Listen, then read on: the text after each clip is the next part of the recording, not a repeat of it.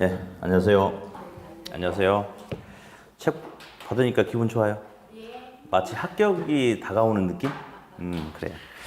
자, 근데 이제, 이번 이제 12월 달 이제 사주는 이 책 가지고 이제 우리가 중요한 부분들을 중심으로 해가지고 쭉 정리를 한번 해볼게요. 자, 그러면 책을 어디를 잠깐 넘겨보냐면 30페이지. 30페이지. 이제 부동산의 개념 및 분류 이런 말이 있어요. 그래서 먼저 이제 보니까 30페이지 제1절 부동산의 복합 개념이란 게 있죠. 바로 밑에 보니까 복합 개념의 부동산 이런 말이 있는데, 자 그러면 어디 볼까요? 복합이라는 용어가 하나 나왔습니다. 복합. 복합은 하나를 말하는 게 아니고 둘 이상의 것을 복합이다라고 그렇게 이야기를 하는데, 자 일단 우리 교재 오른쪽 페이지 31페이지를 잠깐 보면 무슨 말이 하나 있냐면, 저 밑에 표 혹시 보이세요? 표? 31페이지 표. 자, 세 칸이 있는데 첫 번째하고 두 번째만 시험에 나온다고 생각하시면 돼요. 그래서 일단 세 번째 보니까 혹시 복합 건물 보이세요? 그냥 걔는, 자 일단 복합은 둘 이상이거든요. 그럼 복합 건물 하면 우리 주상복합 건물 들어봤죠? 자, 하나의 건물인데 하나의 건물에 주거 용도하고 상업 용도가 같이 있죠. 그래서 주상 복합 건물이다. 이제 이런 표현을 쓰기도 하고. 다음. 바로 위에 보니까 복합 부동산이라는 용어 하나 있죠? 복합 부동산. 자, 얘는 시험에 어쩌다 한번 나오는데 오답을 유도하는 게 아니고 그냥 용어만 나오니까 흘려들으면 돼. 자, 한번 끊어 읽어볼까요? 무슨 부동산? 복합 부동산. 부동산인데 둘 이상의 것이 합쳐졌나 보다. 자, 그러면 토지라는 부동산과 건물이라는 부동산이 있대요. 자, 그럼 볼게요. 토지 위에 단독주택이 있거든요. 그런데 우리나라 법은 토지란 물건과 건물이란 물건은 서로 똑같은 부동산이에요? 다른 부동산이에요? 다른 부동산이죠. 그래서 이 단독주택처럼 토지하고 건물하고 서로 다른 부동산이 마치 하나의 부동산처럼 거래가 이루어지죠. 예, 그러니까 우리가 이제 학원 옆에 보니까 어디 건평 뭐 저기 300제곱미터에 저기 대지 300제곱미터에 건평 뭐 100제곱미터짜리 단독주택을 샀단 말이에요. 그러면 단독주택 가격이 3억이야, 3억. 3억. 그러면 이 3억 원은 땅값을 말해요? 주택 가격을 말해요? 3억 원. 아침부터 너무 큰 금액이 나왔나? 땅 가격과 주택 가격이 합쳐진 금액이죠. 그렇죠. 그래서 보니 땅하고 건물은 서로 다른 물건인데 우리는 마치 하나처럼 일체로 거래가 이루어지잖아요.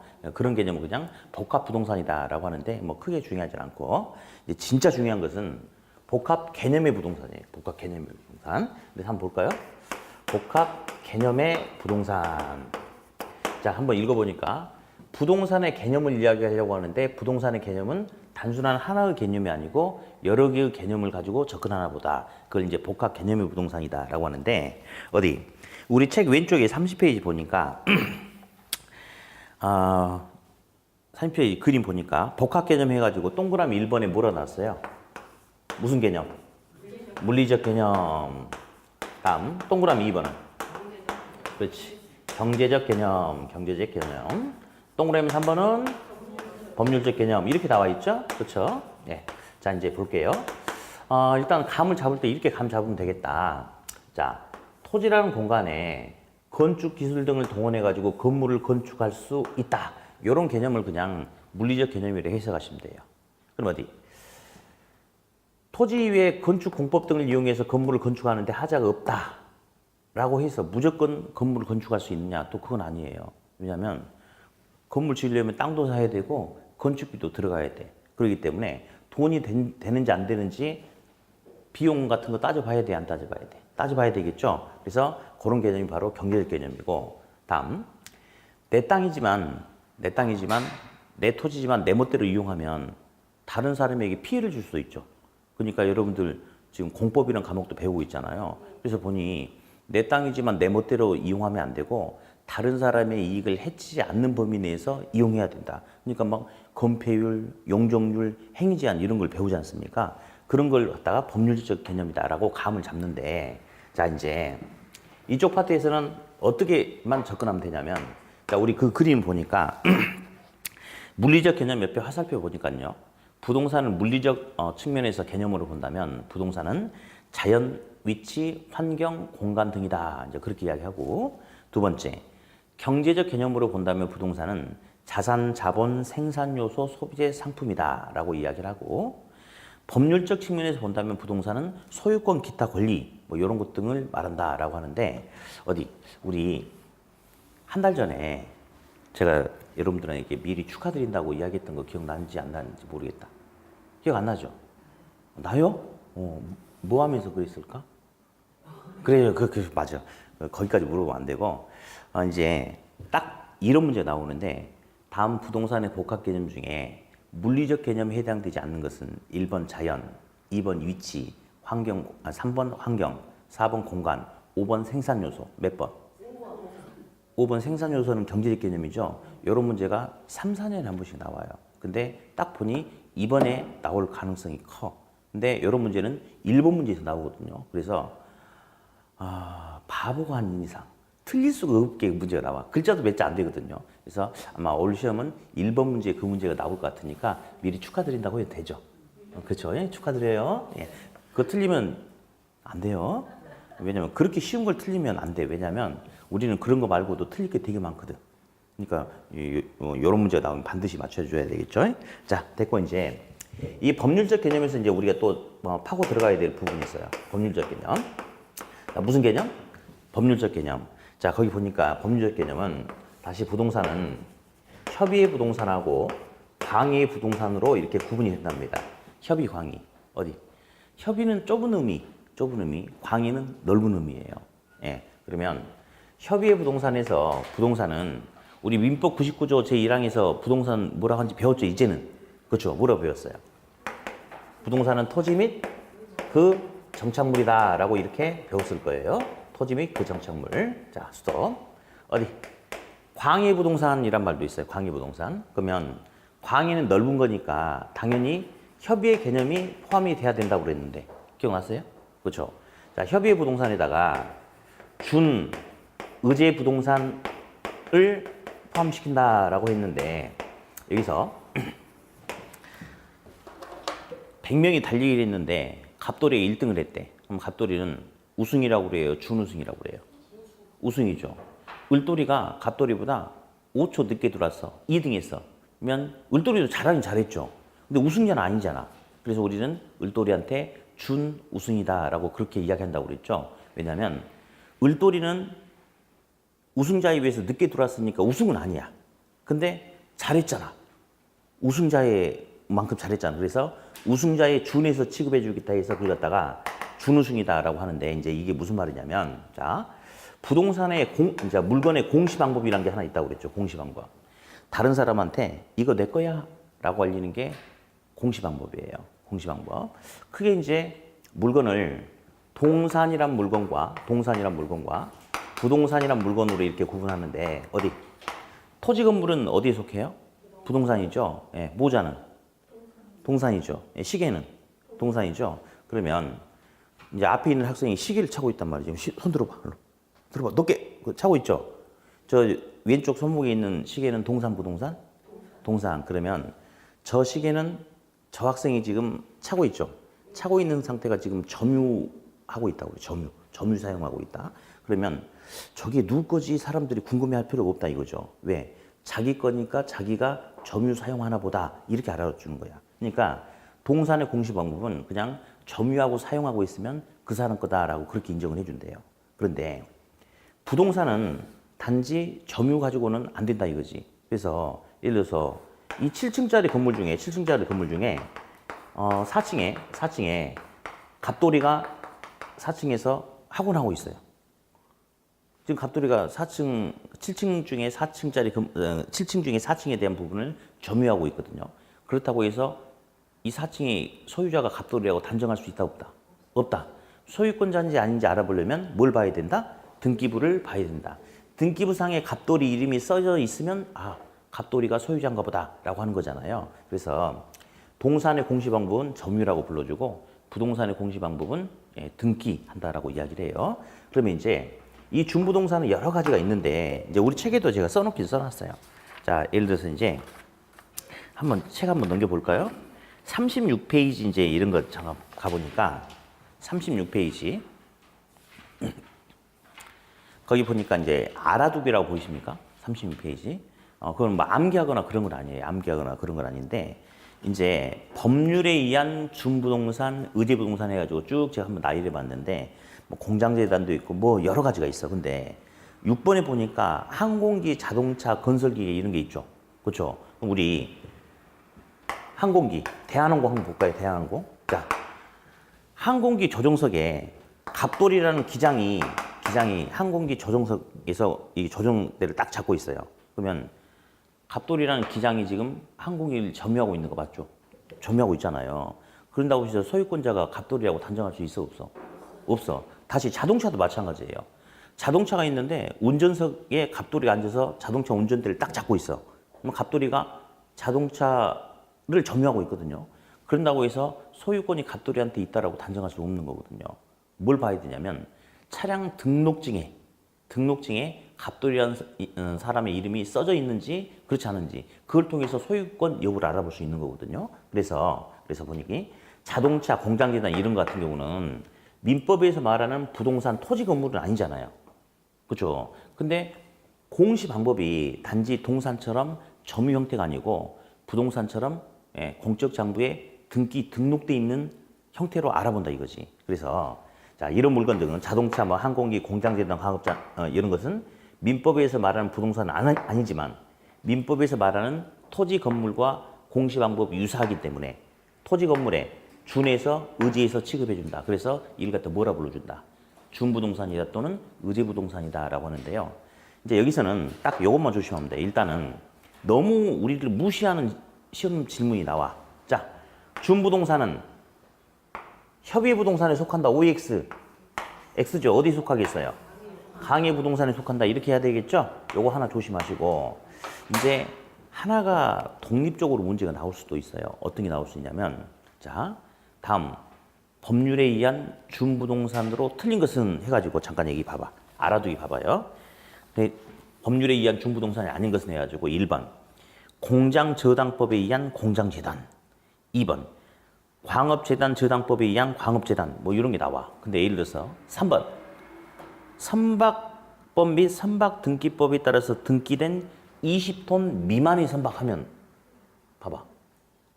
20톤 얼마나 나왔어요? 20톤 이상이라고 그랬죠? 그래서 혹시 거기서 오답이 나온다면 다른 건 절대 나올 수 없고 20톤 이상인데 20톤 미만이라고 나올 가능성이 있어요. 나중에. 그래서 여기는 그냥 개념 정도만 보면 되겠고요. 자, 그래서 일단은 뭐 기본적인 틀을 잡았고 이제 여기서 협의부동산에서 하나 봐야 되니까 어디 우리 그 책 36페이지 보니까요. 양가로 2번에 협의부동산 보입니까? 보이죠? 협의부동산은 반가로 1번 토지 및 반가로 2번 정착물을 협의부동산이다라고 하는데 다른 건 필요 없고 정착물의 개념과 함께 구분하는 정도만 잠깐 보면 돼요. 자, 이제 정착물이라면 그냥 들어보세요. 정착물이라면 원래는 동산이었는데 어떤 의도나 목적을 가지고 토지 건물 등에 일시적으로 부착된 게 아니고 항구적으로 오랫동안 영구적으로 부착된 게 정착물이다라고 그렇게 이야기를 해요. 그래서 우리 강의실도 정착물 많아요. 형광등 틀도 있고 저 카메라도 있고 스피커도 있고 이런 애들은 원래 움직이는 동산이었겠죠. 근데 우리 강의실에 딱 부착을 시켜놓고 오늘 수업 끝나면 저런 거 다 철거한다 안 한다? 안 한다. 그러면 일시적인 부착이 아니고 못 쓸 때까지 오랫동안 붙여놓고 쓰려고 하는 거니까 무슨 부착? 항구적 부착이다. 이런 개념을 정착물이다라고 그렇게 이야기를 해요. 네. 자, 그러면서 이제 어디? 요거 하나만 더 개념만 잡을게요. 그러면 어디 봅시다. 우리 저번에도 했는데 뭐 기억은 안 날 테니까 이렇게 한번 써볼게요. 임차자 정착물 한번 읽어보세요. 시작. 임차자 정착물이라는 것은 외관상으로는 마치 뭐처럼 생겼는데 정착물처럼 생겼는데 누가 설치를 했다? 임차자가 설치했다. 예를 들어서 갑돌이란 전세에 사는 세입자가 전세주택을 얻었어요. 근데 신발을 보관할 장소가 좀 부족해가지고 자기가 신발장을 하나 딱 짜가지고 현관에다가 딱 설치해놨어. 흔들리면 안 되니까 드릴로 박아놨어. 그러면 단단히 붙여놨죠. 외관상으로는 뭐처럼 보여요? 정창물처럼 보이죠. 근데 갑돌이는 소유자입니까? 임차자입니까? 임차자죠. 세입자니까. 그러면 결국 누가 설치한 거예요? 임차자. 그럼 얘는 외관상으로는 정창물처럼 보이지만 설치자가 임차자이기 때문에 임대차 계약 기간이 끝나면 철거하겠어요? 안 하겠어요? 하죠. 그러면 얘 같은 경우는 일시적 부착이에요? 항구적 부착이에요? 일시적 부착이니까 부동산 정착물에 해당된다? 안 된다? 안 된다. 이렇게만 나중에 구분해 주시면 돼. 그래서 기본적인 정착물이 무엇인지 개념 정도만 잠깐 들어보면 되겠고요. 자, 이제 쭉 넘어가가지고 이제 39페이지 잠깐만 보면 용어 하나 좀 잡고 들어가야 될 게 있어요. 요즘에는 그런 부분 좀 건드려 주니까. 양가로 3번에 보니까 토지 소유권이란 말이 있죠. 토지 소유권. 그러면 요거 하나만 잠깐 개념만 듣고 갈게요. 토지를 사면 토지를 소유할 수 있는 권리가 주어집니다. 소유권. 아마 이제 소유권이란 용어는 대충 감은 올 것 같아요. 소유할 수 있는 권리. 근데 이 소유권에는 크게 두 가지 개념이 있어요. 절대적 소유권하고 상대적 소유권이라는 게 있어요. 이제 가끔 시험에 이 절대적 소유권, 상대적 소유권에 대한 개념 가지고 뭔가를 요구하는 게 있는데 이 파트는 그냥 듣기만 하면 돼요. 여기서. 절대적 소유권이라는 것은 이 물건은 절대적으로 소유권이 나한테 있다. 내가 이렇게 하든 저렇게 하든 그 누구도 간섭할 수 없다. 500원짜리 아이스크림 샀다. 막대 아이스크림을. 그러면 500원짜리 막대 아이스크림 사면 이 아이스크림에 대한 소유권 저한테 있는 거 맞죠? 그죠? 근데 제가 10분 동안 이렇게 혀로 이렇게 빨아먹어도 누가 뭐라 안 해요. 사자마자 그냥 우르르 씹어가지고 30초 만에 먹어도 뭐라 하지 않아. 좀 먹다가 3분의 2 남았는데 쓰레기통에다 버려도 뭐라 하지 않죠. 그게 바로 절대적 소유권이에요. 내 거니까 내 마음대로 해도 그 누구도 나를 간섭할 수 없다. 그게 무슨 소유권이다? 절대적 소유권. 자, 근데 토지는 절대적 소유권을 허용해 주지 않는데요. 않는데. 분명히 이게 내 땅이거든. 내가 샀어요. 그럼 이 내 땅이니까 소유권이 나한테 있는 거 맞는데 나만을 위해서 이용해 버린다면 혹시 건폐율 아신가 모르시면 배웠어? 진짜로? 그러면 예를 들어서 이게 근데 통상 배워도 마치 안 배운 것처럼 그렇게 하는데 오늘 왜 이렇게 당당하지? 자신 있어요? 아, 그래요? 어디? 이제 땅이 이렇게 있어요. 이게 갓돌이 땅이고, 이게 을돌이 땅, 이게 이제 병돌이 땅, 이렇게 있어요. 다 이렇게 건물 지었겠죠, 건물을. 자, 근데 이 토지는 갓돌이 땅인데 100제곱미터예요. 근데 건폐율이 100%다라고 한다면 이 100제곱미터에다가 전부 다 빈틈없이 건물을 높게 지어버리는 거죠. 이렇게 보자. 그러면 이게 지금 100제곱미터에 100제곱미터 위에서 보니까 이렇게. 그러면 건폐율이 50%라면 건물의 그림자 면적이 이 절반만 차지해야 돼. 근데 100제곱미터라면 그러니까 조금이라도 남겨두지 않고 여기다 건물을 그대로 다 올려버리는 거죠. 자, 이렇게 올려버리면 무슨 상황이 생길 수 있냐면 옆에 토지 소유자도 똑같이 올려버리면 옆에 있는 건물과 이 건물은 틈이 있어요, 없어요? 틈이 없어. 바람이 안 통해. 햇빛도 안 들어와. 불 나면 확 다 타버리겠죠? 그렇죠? 그러니까 하면 안 돼. 그래서 건폐율은 100%가 있어요, 없어요? 없죠? 다음. 내 땅인데 내 멋대로 해버린다. 그러면 내가 건물 높게 짓잖아요? 그러면 내 옆에 있는 빌라 사는 사람들은 1년 365일 단 하루도 햇빛을 못 받을 수도 있어. 그러면 안 되잖아요. 그러니까 여러분들이 배우는 공법 같은 데서 할 수 있는 거, 하지 말아야 되는 거, 어디까지 하는 거 규제를 해. 그것은 뭐냐면 내 토지를 하더라도 내 멋대로 이용해버리면 다른 사람에게 피해를 주니까 다른 사람에게 피해를 주지 않는 범위 내에서만 내 소유권을 누려라. 그것은 절대적 소유권이 아니고 무슨 소유권이다? 상대적 소유권이다. 그래서 소유권은 어떤 소유권만 허용해 준다? 상대적 소유권만 허용해 준다. 이 개념 정도 하나 듣고 넘어가야 돼요. 네, 됐죠? 다음에 이제 어디를 잠깐 보냐면 이제 45페이지 봅니다. 45페이지. 이제 부동산의 분류란 게 나와요.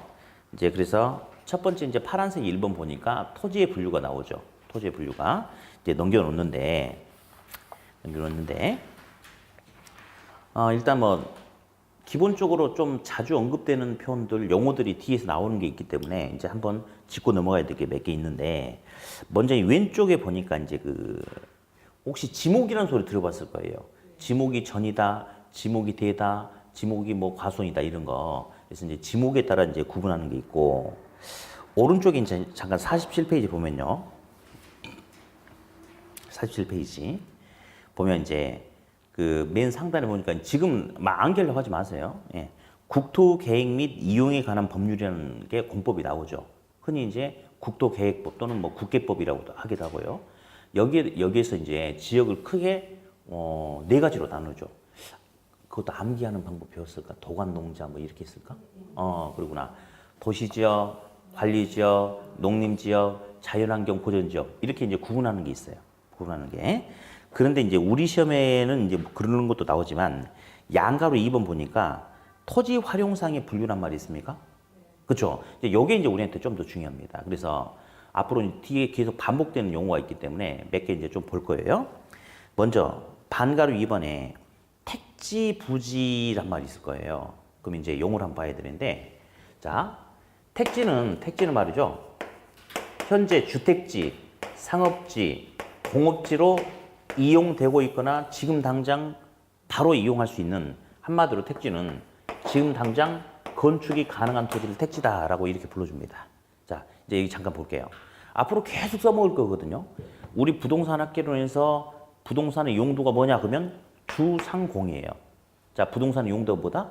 주상공. 주는 주거용지, 상업용지, 공업용지 이렇게. 그럼 다시 택지는 지금 당장 건축할 수 있는 토지, 없는 토지? 있는 토지, 이게 택지고, 부지를 보니까 부지는 이 택지 개념에다가 지금 당장은 건축이 안 되는 하천의 바닥 토지, 철도용 부지 이런 것까지 포괄적으로 합친 개념이 바로 부지예요. 부지. 그러면 택지하고 부지는 누가 더 광의 개념인가요? 부지가 더 광의 개념이다. 일단 들어봤고요. 우리는 앞으로 택지는 건축 가능하다, 불가능하다? 건축 가능하다. 택지는 무슨 용도다? 주상공이다. 이 용어 한번 들어봐야 되겠고요. 다음 또 넘겨봅시다. 넘겨보면 49페이지를 보면요. 반가로 3번에 필지 획지라는 용어가 있죠. 앞으로는 이 용어가 좀 많이 등장할 거예요. 필지 획지. 그래서 이제 한번 들어볼 텐데, 자, 여기 볼게요. 지적도상에 도로가 있어요. 길이 있는데 여기 보니까 뭐 이렇게 해가지고 1번지, 2번지, 3번지 이런 토지가 이렇게 있더라고. 예. 그러면 이 1번지, 2번지, 3번지가 있다 이거예요. 그럼 몇 필지죠? 세 필지입니다. 이게 필지예요. 필지는 하나의 지번으로 이루어진 토지의 등록 단위, 지번을 갖다 필지라고 그래. 그럼 세 필지가 있는 거 맞죠? 자, 근데 1번지는 예를 들어서 상업용이고 나머지 2, 3번지는 주거용이다라고 이렇게 하자. 그러면 토지용은 크게 몇 가지 형태로 나타나고 있나요? 2가지죠. 상업용과 주거용. 2개의 획지가 있다. 그렇게 이야기를 해요. 그래서 다시 한번. 필지는 그냥 지번이야. 지번. 그래서 1, 2, 3이 있으니까 몇 필지? 세 필지. 획지는 토지 이용 활용도 상의 개념이에요. 그러니까 토지용 크게 몇 가지 형태로 나타나고 있다? 주거용지, 상업용지, 2개의 획지가 있다. 이렇게 이야기해. 다시. 지번은 뭐고? 필지. 용도는 획지. 그 정도 용어만 잠깐 들어보면 되겠고요. 또 이제 한 장 넘겨보니까 은근히 좀 잘 떠주는 것 중에 하나라. 저기 반가름 4번에 보면요. 나지, 건부지, 공지란 용어가 있어요. 이 용어가 좀 잘 나오니까 한번 이제 좀 듣고 가봅시다. 자, 볼게요. 토지 외에 아무것도 없는 상태의 토지를 나지라고, 나지. 토지 위에 건물이 붙어 있는 상태를 건부지라고 그래요. 자, 토지에 아무것도 없는 게 뭐다? 나지. 토지 위에 건물이 붙어 있는 토지는 무슨 지? 건부지. 일단 나지 건부지라는 용어는 좀 자주 등장하니까 좀 알아둬야 되겠고, 우리 볼게요. 이런 용어가 있어요. 이런 용어가. 감가라는 말이 있어요. 감가. 자, 감가라는 게 무슨 말이냐면요. 가격이 그렇지. 증가가 아니고 가격이 감해진대요.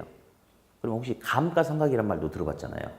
감가상각이라는 게 무슨 말이냐면 자, 건물은 시간이 지나면 감가상각이 발생할 수 있을까요? 맞아요. 왜냐면요.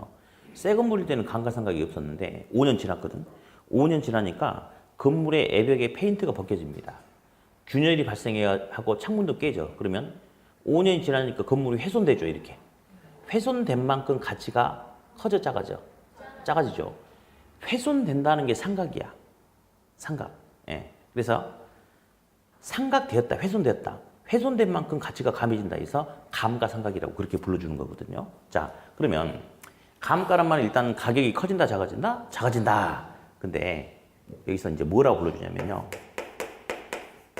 이렇게 불러줍니다. 자, 한번 읽어봅시다. 시작. 건부감가란 말은 건물이 붙어 있으면 가치가 하락한다 이 말이에요. 건부감가. 이게 이제 무슨 말이냐? 처음 공부하시는 분들은 건물 있는 땅이 더 비싼데 이제 그런 생각하지 마시고 자, 낮이는 토지에 아무것도 없죠. 그렇죠? 그러니까 법에서 이렇게 허용하는 범위 내에서 얼마든지 자유롭게 이용할 수 있어요. 그렇잖아요. 그래서 낮이는 흔히 활용도, 시장성이 더 높다 이런 표현을 써주기도 합니다. 근데 이제 문제는 건부지가 이게 2층짜리 판넬로 지어진 창고 건물이에요. 창고 건물. 그러면 어쨌든 이 토지는 지금 건물이 붙어있는 건부지잖아요. 근데 현재의 용도, 현재의 규모로만 쓴다면 그냥 상관이 없겠지만 만약에 5층짜리 콘크리트 건물을 다시 짓는다고 해봐. 그러면 기존에 이 건축물을 뭐를 해야 됩니까? 철거를 해야 됩니까? 철거하다 보면 시간도 걸립니까? 철거 비용도 들어가요? 그래서 시간과 비용을 투입해서 철거한 이후에는 뭐가 되는 거야, 이제? 낮으로 만들어 놓고 다시 이용을 해야 된다 이거예요. 그래서 건물이 붙어 있는 토지는 걸리적거리는 건물을 없애는데 시간도 걸리고 비용도 걸리니까 일반 낮에 비해서 활용하는 데 있어서 제약을 받는다. 그래서 건부지는 낮에 비해서 가치가 더 커진다, 작아진다? 감해진다. 요게 이제 일반적인 소리예요. 근데 일반적이란 말이 있다는 것은 뭐도 있겠어? 원칙이 있다는 것은 예외도 있겠죠. 그죠? 원칙이 있으면 예외도 있어요. 근데 있잖아요. 예외는 관심 끄세요. 시험에 원칙이 더 잘 나오겠어요? 예외가 더 잘 나오겠어요? 원칙. 근데 어떤 부분이 있잖아요. 원칙은 안 나오고 예외만 나오는 부분이 있어. 근데 극히 적어. 그리고 거의 대부분은 원칙이 9번 나오면 예외 한 번이나 나올까 말까 하는 거예요. 그래서 이제 지금은 뭐 따로 이렇게 이해하려고 할 필요도 없고 그냥 들어보는 거야, 들어보는 거. 그리고 이제 1, 2월 달 수업 시작하면 제가 다시 한번 못 박을 거예요. 네. 시험에서 원칙도 있고 예외도 있는데 지금 제가 이야기해 주는 게 거의 절대적이다. 그러니까 내가 이제 이 방향을 이야기하면 선생님 혹시 다른 이런 생각 하지 말고 그냥 1, 2월 달은 질문도 하지 말고 따라오라고 할 거예요. 예. 그게 시험의 주가 되니까. 뭐 지금은 그냥 듣고 잊어버린 거, 듣고 잊어버린 거. 네. 그래서 일단 건부지, 낮이라는 소리를 한번 해봤고요. 공지라는 소리도 한번 할게요. 공지. 마치 건폐율을 배우셨다니까 공지. 공지는 한 필지 내에서 건축하지 않고 비워둔 땅이에요. 그래서 이제 이게 이제 100제곱미터인데 이게 100제곱미터예요.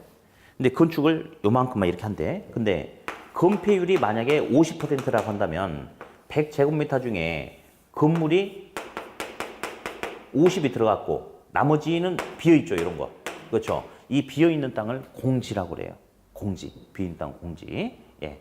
근데 이 공지를 가지고 이제 공법 같은 과목에서는 공지가 왜 필요하냐. 이게 시험이 나오겠죠. 예. 만약에 건폐율 100% 해가지고 인접 건물하고 딱 붙어버린다면 일조, 통풍, 뭐 화재 발생 시 위험 이런 것 때문에 어쩌고저쩌고 한다 하는데 이제 우리는 학개론이기 때문에 공법이 아니니까 그냥 공지가 뭔지만 알고 있으면 돼. 그래서 공지는 한 필지 내에서 건축하지 않고 비워둔 땅을 뭐라 한다? 공지 그렇게만 하면 되겠습니다. 네, 그래서 한번 들어봤고요. 다음 맹지는 다 알고 있을 것 같은데. 맹지는 자 여기 볼게요.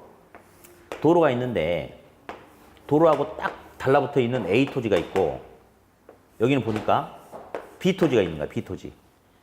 A 토지는 도로하고 딱 달라붙어 있죠. 이쁘게 지금 사각형이 돼 있네. A 토지를 뭐라 그럴 것 같아요? A 토지는 이름이 없어요. 그냥 우리 시험에도 무관한 거예요, 그냥. 근데 B 토지는 한 필지 어떤 부분도 도로하고 인접했다, 안 했다?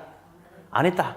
그러니까 건축이 된다, 안 된다? 안 된다. 그래서 B 토지는 도로가 안 보여. 그래서 맹인처럼 안 보인다 해서 무슨지? 맹지. 그 정도만. 네. 자, 그렇게 해서 앞부분 좀 정리해버리고요.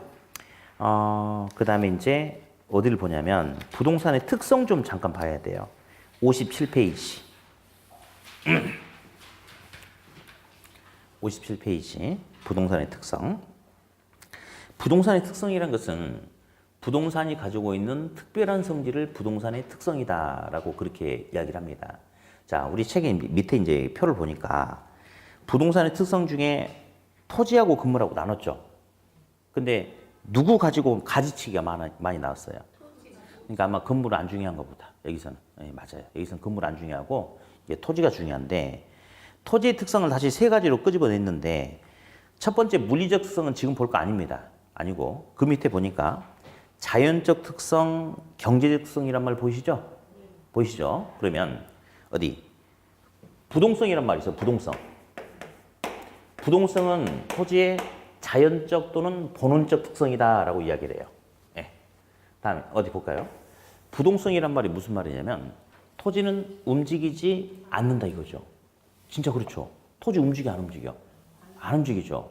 물론 이제 12월 달이 되니까 토지가 심하게 움직이는 사람도 있을 수 있죠. 술을 잔뜩 먹고 가다 보면 막 토지가 움직이고 토지가 벌떡 일어나기도 하고 그럴 수도 있겠지만 그러니까 토지 그건 농담한 거고 토지가 움직이지 않는다. 이것은 사람이 토지를 못 움직이게끔 했을까요? 아니죠. 토지가 자연적으로 원래부터 움직이지 않았죠. 그렇죠. 그래서 이놈은 자연적으로 그렇다 해서 자연적 특성 또는 본원적 특성이다. 이렇게 이제 불러줍니다. 그냥 용어만 들어보세요, 지금은. 예. 다음. 그리고 이제, 잠깐만. 이번 12월 달은 책에다가 가급적이면 막 뭐 쓰지 마세요. 왜냐면 1월 달, 2월 달, 3월 달, 4월 달 가면서 제가 이제 뭐 어디다 별표도 쳐라, 뭐도 써라 하고 책을 완성시켜 줄 테니까 가급적이면 기본서에다가는 제가 이렇게 별도로 통지하지 않는 한 거기다 뭔가를 막 쓰면 안 돼. 그냥 지금은 듣기만 해. 듣기만. 예. 집에 가서 공부할 거 아니잖아요. 집에서 복습할 거야? 에이, 하지 말라니까. 하면 안 된다니까. 12월 달까지는 그냥 듣기만 하고 복습은 뭐로 하라고 그랬어요, 그냥. 동영상으로 그냥 한번 보든지, 뭐 이렇게 하는 거고, 오늘 배웠던 내용을 가지고 다시 파고 들어가서 생각해 본다. 이건 말이 안 되고, 지금은 이제 중간에 처음 오신 분들 계시니까 11월 달, 12월 달은 목소리 들어보고 용어 들어보는 거예요. 막 정리하려고 하면 안 됩니다, 지금은. 네. 자, 다음. 그 밑에 보니까 또 경제적, 인문적 특성이란 말이 있잖아요. 그러면 그 옆에 보니까 용도의 다양성이란 말인데. 자, 여기 볼게요. 토지는, 요 토지가 있는데요. 토지 소유자가 콩 심으면 밭이라고 그래요. 그죠? 그리고 콩 다 수확한 다음에 여기다가, 복숭아 나무 29를 심었거든요. 그래가지고 나중에 이제 복숭아 열려. 그러면 과수원이라고 그래. 그러다가 한 5년 후에 나무 다 베내고 뿌리도 다 뽑아내가지고, 예, 저기 시청에다가 저기 형질 변경 신청하고 해가지고 건축허가 신청해서 건물 지으면 또 택지라고 돼. 그러면 토지는 한 용도로 끝까지 가는 게 아니고 인간의 필요 목적에 따라서 인간에 의해서 용도를 달리 바꿔 쓸 수 있을까요? 그렇죠. 그래서 용도의 다양성이다라고 이야기를 해요. 그러면 어디? 토지 스스로가 자기 용도를 다양하게 쓰는 건가? 아니죠. 누구에 의해서? 사람에 의해서 용도를 다양하게 쓰는 거죠. 그래서 이런 특성은 인간이 경제활동을 하면서 인간에 의해서 달라지는 특성이다 해서 이걸 갖다가 경제적 특성이다. 그렇게 이야기를 합니다. 일단 용어만 듣기만 하자고 그랬어요. 다음 넘기셔가지고. 자, 이제 토지의 자연적 특성 중에 1번 타자가 누가 나왔습니까? 부동성이죠. 그러면 이 부동성 가지고 이제 용어 딱 2개만 갖고 이야기할 거예요. 2개만. 부동성은 토지가 움직이지 않는 게 부동성이에요. 움직이지 않는 게 뭐다? 부동성. 예. 자, 그러면 이제 사실은 이제 책 보면 이쪽은 의가 있고 반가로 1번 의가 있고 동그라미 2번, 반가로 2번에 부동성으로부터 파생되는 특성이 있어요. 근데 의가 중요한 게 아니고 파생되는 특성 파트가 다 중요한데 일단 동그라미 2번 보니까 반가로 2번에 동그라미 2번 부동산 활동 및 부동산 현상을 국지화시킨다 이렇게 나왔습니까? 맞죠? 이제 여기 잠깐 볼게요. 여기 지금 평택이잖아요. 평택이죠. 그러면 토지가 움직이지 않거든요. 근데 사실은 제가 이 지역을 잘 몰라요. 잘 모르는데 그래도 이제 평택도 제법 크고 앞으로도 굉장히 커질 수 있는 도시잖아요. 지금 여기가.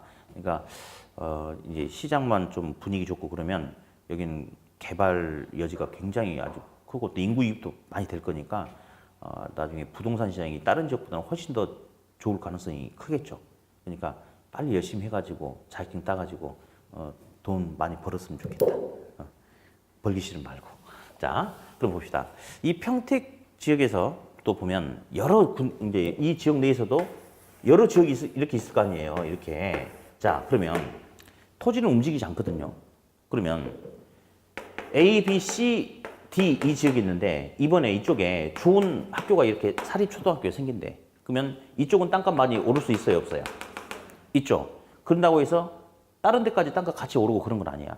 토지는 움직이지 않기 때문에 그 큰 지역 내에서도 그 지역별로 또 다시 나눠지는 지역별로 어디는 좋고 어디는 가격이 오르고 떨어지고 이렇게 서로 다른 형태의 모습이 나타난대요. 그걸 갖다가 지역화 또는 국지화. 그래서 토지는 움직이지 않기 때문에 지역별로 군데군데 서로 다른 모습이 나타날 수 있다. 뭐 이런 건데 이쪽 파트는 뭐 크게 신경 쓰지 않아도 되겠고 진짜 중요한 거는 동그라미 3번을 보니까 무슨 효과 나왔어요?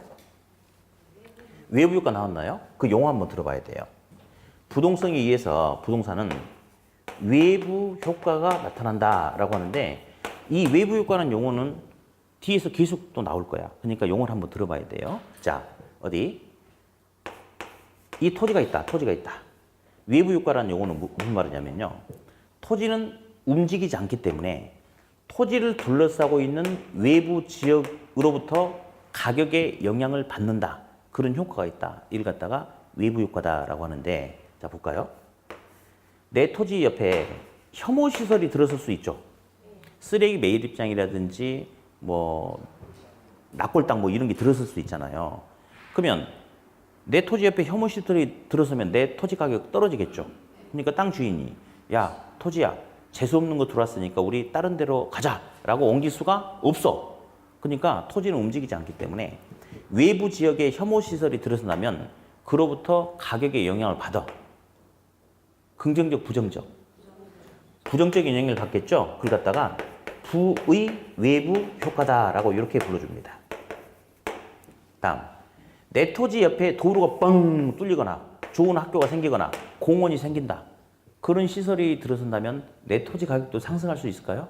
그렇죠. 그러면 땅값이 오른다. 기분 좋네. 그걸 갖다가 정의 외부 효과다. 이렇게 불러줍니다.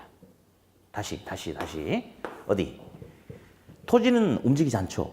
부동성. 근데 자동차는 움직이지 않아요. 자동차 볼래요? 자동차를 주차를 하는데 저기 쓰레기 매립장 옆에 자동차를 주차했을 때하고 쾌적한 공원 옆에 자동차를 주차했을 때하고 어떨 때 차 가격이 더 비쌀까요? 상관없죠. 자동차는 움직이는 물건이니까 자동차가 주차되어 있는 외부 지역의 환경은 자동차 가격에 영향을 준다 못 준다? 못 주죠. 움직여버리는 거니까. 근데 토지는 움직이지 않는다. 부동성 때문에. 토지는 움직이지 않기 때문에 토지 주변 지역에 어떤 상황이 생기냐에 따라서 토지 가치가 달라질 수 있겠죠. 그러니까 움직이지 않으니까 외부로부터 영향 받아 안 받아? 받죠. 그게 바로 뭐다? 외부 효과다. 앞으로 이 용어가 좀 잘 나올 거예요. 자, 다시 한번 읽어봅시다. 무슨 효과? 외부 효과. 이렇게. 저 밑에 반가로 2번. 영속성이란 말이 있어요. 영속성. 이것도 보니까 옆에 시험 문제 많이 나오나 보다. 그 회차 막 표시돼 있죠? 많이 돼 있나 보다. 지금 별표 치려 하지 마세요. 왜냐면 나중에는 제가 이제 1월 달에 지금은 이 책 가지고 이렇게 공부하세요. 이렇게 안 알려줄 거예요. 지금은 있잖아요. 1월 달 수업을 위해서 그냥 밑밥 뿌리는 과정이야. 한번 들어보는 거고. 1월 달 딱 수업 들어가면 이 책을 어떻게 활용하라고 이제 제가 다 알려줄 겁니다. 그리고 이제 중요한 부분은 어디다 체크도 별도로 해줄 거니까 지금 들읍시다. 영속성은 토지는 파괴되지 않고 영원히 존재하려는 특성이 있다. 그걸 갖다가 영속성이다라고 그렇게 이야기를 해요. 예. 그러면 이제 어디 한 장을 넘겨갖고 방가로 2번. 자, 영속성으로부터 파생되는 특성이 있죠. 동그라미 1번 보니까 토지에는 감가상각이 적용되지 않는다라고 나왔어요. 자, 어디 볼게요.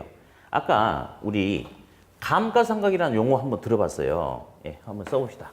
영속성, 감가상각. 자, 이 토지 위에 건물이 있어요. 건물이 있습니다. 그러면 건물은 시간이 흘러가면 페인트도 벗겨지고 벽에 금도 가고 물도 새고 창문도 깨지고 그래서 건물은 훼손될 수 있다 없다? 예, 건물은 시간이 흘러감에 따라서 훼손될 수 있어요. 그래서 상각이라고 이야기해요. 상각. 그러면 훼손된 만큼 가치가 감해질 수 있나요? 맞죠? 그러니까 건물은 감가상각이 발생할 수 있는 거예요. 그런데 토지는 어떤 경우를 하더라도 물리적인 양이 없어진다, 없어지지 않는다. 없어지지 않는다. 그래서 영속성으로 인해서 토지는 감가상각이 적용된다, 안 된다? 안 된다. 요 소리만 일단 기억하세요. 요 소리만. 네. 그래서 토지는 어쨌든 감가상각이 적용되지 않는다라고 이렇게 알아두시고요. 그리고 시험에 안 빠지고 항상 나오는 게 있어요. 동그라미 4번 오른쪽 봐보니까 오른쪽 페이지 맨 위에 61페이지 맨 위에 동그라미 4번 보니까요. 장기적 비례라는 말이 있습니까? 그 장기란 소리가 항상 나와. 장기. 자, 그러면 잠깐 들어볼게요. 굳이 여기서 단기, 장기가 뭐냐라고 설명하지 않더라도 단기는 긴 시간, 짧은 시간. 짧은 시간. 장기는 충분하게 긴 시간. 대충 감만 잡으면 돼. 자, 사과는 장기적 보관이 가능해, 불가능해? 불가능하죠. 그죠? 근데 토지는 영원히 존재할 수 있네. 그죠? 자, 그럼 이제 보세요. 일반 재화는 수명이 오래 못 가요. 분필도 마찬가지야. 우리 시험에는 토지 건물을 제외한 나머지 물건 등은 다 일반 재화라고 그래. 일반 재화. 여러분 쓰고 있는 볼펜도 무슨 재화? 일반 재화. 분필도 일반 재화. 다 일반 재화라고 하거든요. 그러면 일반 재화는 수명이 오래 못 가요. 그러니까 이 분필도 지금 쓰고 있다가 이거 어떻게 잘 쓰면 앞으로 5년 후에 7년 후에 어떻게 쓸까 이런 거 없어. 그냥 쓰고 버리고 끝나는 거거든. 근데 토지는 영원히 존재하기 때문에 부동산 투자라든지 개발하든지 뭐라든지 지금 현재 짧은 현재 상황만 고려합니까? 장기적 상황도 고려합니까? 장기적 상황도 고려하죠. 그래서 항상 시험에 나오는 게 토지는 영원히 존재하는 영속성 때문에 부동산 활동은 무슨 배려가 요구된다? 장기적 배려가 요구된다. 이제 이런 소리 가지고 계속 써먹을 거예요, 나중에. 됐고. 양가로 3번 이제 부증성이라는 소리가 있죠, 부증성. 예. 이것도 이제 너무너무 이제 우리 시험에 이제 중요한데, 자, 이제 부증성 가지고 이제 한번 가봅시다. 자, 어디? 여러분들 그 맨 밑에 이제 사례를 제가 써놨는데요. 일단 봅시다.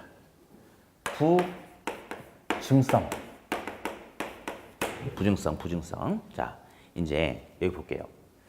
A지역이 있거든요.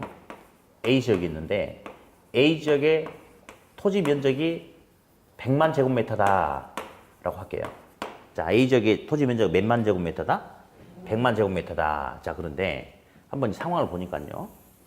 A지역 내에서도 택지가 있고 택지는 아까 어떤 용도라고 했을까? 맞아. 건축 가능한 토지인데 어떤 용도라고 했을까? 세 글자로? 주상공. 자, 다시 한번 해보게요. 택지는 주상공. 주거용, 상업용 그렇게 하지 마. 그냥 주상공이에요, 주상공. 다시 한번 택지는 주상공. 그래요. 택지도 있었고 이 동네에는 택지도 있고요. 농지도 있고 임지도 이렇게 있대요. 이렇게. 근데 이 동네를 보니까 택지가 30만 제곱미터고 임지가 40만 제곱미터고 농지가 30만 제곱미터 있어. 어디? 더하기 한번 해보게요. 30 더하기 40 얼마? 70 더하기 30은 100만. 맞아요? 맞죠? 자, 근데 그럼 아파트는 어디 들어가 있을까?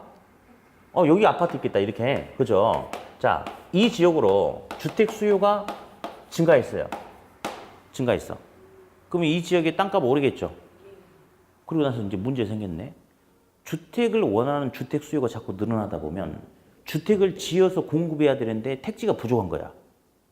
땅값 막 오르고. 그러다 보면 다른 용도 토지를 택지로 전용해서 쓸 수도 있어요, 없어요? 있죠. 그래서 농지 5만 제곱미터, 임지 5만 제곱미터 해서 둘이 합쳐서 10만 제곱미터를 택지로 전용해서 쓸 수 있죠. 그럼 택지 양은 이제 얼마가 됐어요, 이제? 얼마? 40이 됐어요? 맞죠? 임지 5 줄었어요? 35. 농지 5 줄었어요? 얼마? 25. 자, 다시 또 더하기 해보게. 40 더하기 35는 얼마? 75. 75 더하기 25는 100만. 자, 이게 부증성이에요. 부증성. 이제 한번 해보자고요. 토지의 물리적 공급 한번 보자. 자, 지금 우리 A지역 이야기하고 있어요. A지역. 자, 이제 가격과 수량과의 관계인데 어디? A지역은 토지의 물리적인 양이 100만 제곱미터죠. 맞죠? 아까 100만 제곱미터잖아. 그죠? 근데 땅값이 100원 할 때, 제곱미터당 100원 할 때 100만 제곱미터일 때. 근데 A지역의 토지 수요가 증가함에 따라서 A지역의 땅 가격이 150원으로 인상될 수도 있습니까? 그렇죠? 그러면 토지 면적은 증가하겠어, 감소하겠어? 땅값 올랐다니까? A 토지 전체의 토지 면적은 증가한다, 감소한다? 그대로죠. 아까 우리 해봤잖아. 아까 이렇게 노란색으로 되기 전에 30, 40, 30에서 100만이었죠.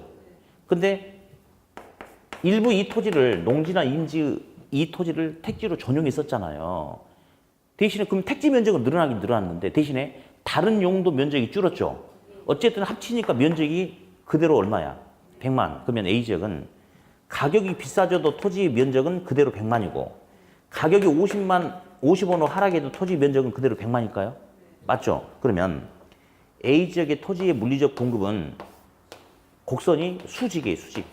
뭐라고요? 수직. 수직의 의미는 항상 가격이 어떤 하더라도 그 양은 변함이 있다, 없다? 변함이 없다. 요게 바로 부증성이 부증성. 따라서 토지는 물리적인 양이 절대 증가될 수 없는 부증성이라는 특성이 있기 때문에 어떤 상황이 발생한다 하더라도 이 지역의 토지의 물리적인 양은 변함이 있다, 없다? 없다. 항상 똑같다 이거죠? 그렇죠? 예. 다음에 수업할 때는요. 수직은 항상 그 물량이 똑같대요. 그래서 다음에는 뭐라고 알려줄 거냐면 수직은 양고정 이렇게 할 거예요. 자, 수직은 뭐고정? 양고정 이제 이렇게 할 거예요. 자, 그래서 부증성 때문에 토지의 물리적 공급은 가능하다, 불가능하다? 불가능하다. 근데 하나 더. 이번에는 A지역에서 택지 상황을 볼게요. 택지 공급 상황을 볼 거예요. 아까 맨 처음에 택지 양이 얼마인지 아세요? 30이었어요, 30. 지금 얼마죠? 40. 이제 다시 볼게요. 자, A지역의 택지 양이 아까는 30만 제곱미터 했거든요. 근데 택지 가격이 100원 할 때 30만 제곱미터 했대요. 근데 A지역의 주택 수요가 증가함에 따라서 택지 가격이 상승할 수 있죠. 그래서 택지 가격이 100원에서 150원으로 가격이 상승할 수 있어요. 그러면 생각해 보자고. 택지 가격이 막 올라. 그러면 농지나 임지 갖고 있는 사람은 농지나 임지 형태로 갖고 있는 것보다 택지로 전용해서 보유하면 돈이 더 드는 거 아닌가요? 그렇죠? 그러려면 가격이 오르니까 농지나 임지 10만 제곱미터를 택지로 전용해서 택지량이 30만에서 40만으로 이렇게 증가할 수 있어요, 없어요? 있죠. 그걸 갖다 뭐라고 불러주냐면 경제적 공급이라고 그래요. 경제적 공급. 경제적 공급. 자, 그러면 다른 소리 안 할게요. 나중에는 경제적 공급 곡선은 우상향이다 이런 소리 하는데 그거 안 할게. 자, 그럼 어디? 부증성으로 인해서 이 지역의 토지의 물리적인 양은 절대 변함이 있다, 없다? 없다. 그러면 물리적 공급의 증가는 가능하다, 불가능하다? 불가능하다. 그런데 이 지역 내에서 용도를 바꿔서 이용할 수 있는 공급을 무슨 공급이라 한다? 경제적 공급이라 한다. 그러면 경제적 공급은 가능하다, 불가능하다? 예, 이게 핵심 포인트예요. 핵심 포인트. 예, 핵심 포인트. 그래서 이 책을 보면요. 그 밑에다 제가 예를 써놨잖아요. 예를 써놨지 않습니까? 이걸 다 풀어놨어요. 그래서 다른 게 중요한 게 아니고 여기서는 방금 제가 이렇게 그리면서 설명했잖아요. 이게 핵심 포인트라고. 다시 한번 봅시다. 부증성이 무슨 말이야? 부 안 된다. 증 안 된다. 그러니까 증가될 수 없는 게 부증성이죠. 그럼 보자. 이렇든 저렇든 어쨌든 A 지역의 토지의 물리적인 총량은 이렇든 저렇든 절대 변함이 있다 없다. 변함이 있다. 따라서 물리적 공급은 절대로 불가능하다 이거예요. 근데 그 지역 내 상황에 따라서 용도를 서로 바꿔서 이용할 수는 있어요. 용도를 바꿔서. 그래서 절대 A 지역 전체의 물리적 공급량은 그대로인데 택지량은 증가될 수도 있죠. 택지량은 다른 용도를 택지로 바꿔서 이용하면 되는 거니까 그런 공급을 뭐라 한다? 경제적 공급이라 한다. 경제적 공급은 가능하다, 불가능하다. 가능하다. 요거는 그 사례에다가 별표 쳐놓으세요. 사례에다가. 예제 있죠, 예제. 예, 그걸 잘 이해해야 돼. 그게 절대적인 표현이니까. 네, 그래요. 이렇게 해서 이제 부증성까지 한번 해봤고요. 다음 이제 용어만 잠깐 좀 읽고 넘어갈 거예요. 63페이지 보니까 맨 밑에 체크하는 거 외에는 체크하지 맙시다. 이번 순환 때는 하지 말자고요. 체크하는 것만 해요. 63페이지 맨 밑에 보니까 개별성 보이세요? 토지는 개별적으로 다 다르대. 똑같은 게 하나도 없대. 그걸 갖다가 개별성이라고 그래요. 어디 이거 볼까요? 도로가 이렇게 있는데요. 도로가 있는데 도로 옆에 두 필지가 있어요. 예. 27번지 필지하고 28번지 필지가 있다라고 가정합시다. 그러면 둘 다 공부상의 면적이 보니까 300제곱미터야. 둘 다 지목이 돼야 예. 동일한 상태예요. 그럼 어디? 27번지하고 28번지 토지는 서로 유사한 토지죠. 지목도 똑같고 공법상의 제한도 똑같고 면적도 똑같으니까. 그러나 똑같지는 않습니다. 왜? 어디 볼래요? 이런 경우에 차량은 우측 통행한지 아시죠? 이게 중앙선이라 하면 차량은 이런 식으로 가는 거 알죠? 그렇죠? 그러면 면적하고 지목이 똑같거든요. 근데 활용 가치는 달라질 수 있어요. 주유소 용지는 어디가 더 좋아? 두 토지만 놔두고 보면 27이 좋죠. 차량은 이렇게 가야 되니까 여기서 주유소를 하면 뒤에서 하면 뭐 더 유리할 수도 있고 그런 거 아니겠어요? 그렇죠? 따라서 이제 무슨 말 하고 싶냐면 세상에는 유사한 토지 많아. 근데 위치, 크기, 모양, 지세 등 완벽하게 100% 일치하는 토지는 존재한다, 안 한다? 안 한다. 그래서 그걸 갖다가 토지는 완벽하게 똑같은 게 없다. 개별적인 특성이 있다. 그렇게 이야기를 하고요. 다음에 이제 65페이지 용어 하나만 더. 65페이지. 양가로 5번 보니까 혹시 인접성 보이세요? 네. 그렇죠? 토지는 떨어져 있는 게 아니고 서로 다 붙어 있죠. 예, 붙어 있다. 연결돼 있다. 이걸 갖다가 인접성이다라고 그렇게 이야기를 합니다. 네. 자, 됐고 이제 책을 어디를 펴놓냐면요. 86페이지 펴놓고 이제 재밌게 시험에 많이 출제가 되고 하니까 또 재밌게 봐야 될 부분이 있어요. 86페이지 펴놓고 잠깐 쉬겠다가 하겠습니다. 네.